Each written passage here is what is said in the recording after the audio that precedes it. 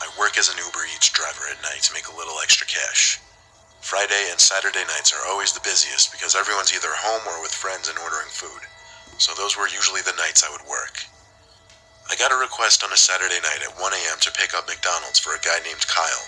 He lived a few minutes away from my current position, so I punched in the nearest McDonald's, which was like a 2-minute drive away, and picked up his order. It was a small order. I think he only wanted 2 hamburgers. He lived like 5 to 7 minutes away from the McDonald's. I followed the app's directions to the house, and eventually it led me to a short dead-end street that veered off another dead-end street. The house was the last one on this dead-end road. It sat right next to a line of trees that ran alongside a highway that was pretty much dead at this hour. Given how late of an hour it was, I didn't want to ring the bell, so I called this Kyle guy's number. It rang once, then went to voicemail, so I hung up. Then I got a text from him, though. He told me to come to the door, and so I did. I got to the big wooden front porch of the house, and soon the front door opened. A bald guy opened the door, only he didn't look very old.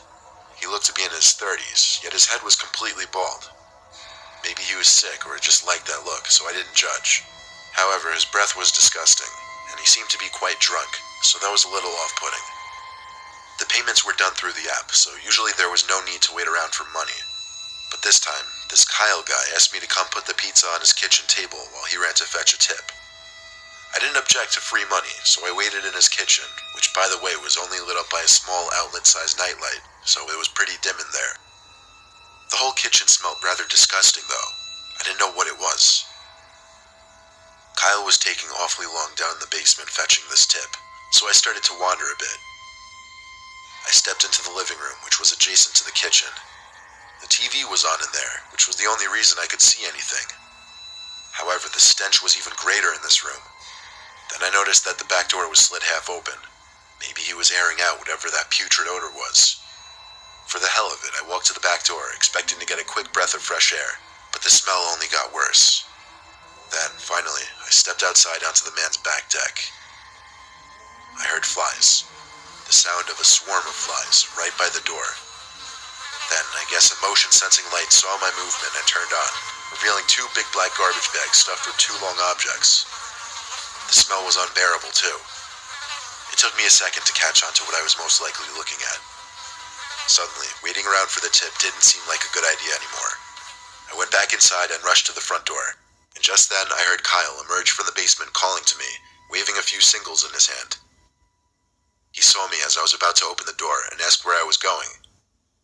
I had to come up with something, so I said I was just rushing to check if I had something in my car. He said, "Oh, okay," as he came over to me and handed me the bills. Then he turned to the back door, to the porch, where the light was still on. Then he looked back at me, with his gummy smile now disappearing. He asked me in a firm voice if I went to his backyard. I told him no, and he just stared at me, not saying anything. I didn't give any fucks anymore. I opened the door and walked myself out, but not without him grabbing my shoulder as I got onto the stoop. I yanked his hand off my shoulder and ran to my car. I saw him run back inside with the front door still open. I turned my car on, but I sat and watched his front door, curious to see if he'd come back out, and he did. He came back out running full speed for my car with a big metal rod in his hand. I drove away from his house, ready to call the police and report him. I called when I got down the block, making sure to leave him no time to dispose of those potentially dead bodies. I waited down the block and saw police cars pull up literally within 2 minutes. I watched the whole thing as I told police where to go. In fact, Kyle, if that's his real name, had already started moving the bags, which did contain dead bodies, to the bushes in his backyard. Everything about this guy was off. For leaving the back door open to reveal dead bodies to a pizza delivery boy, he may have been deranged, but he also wasn't the smartest man around.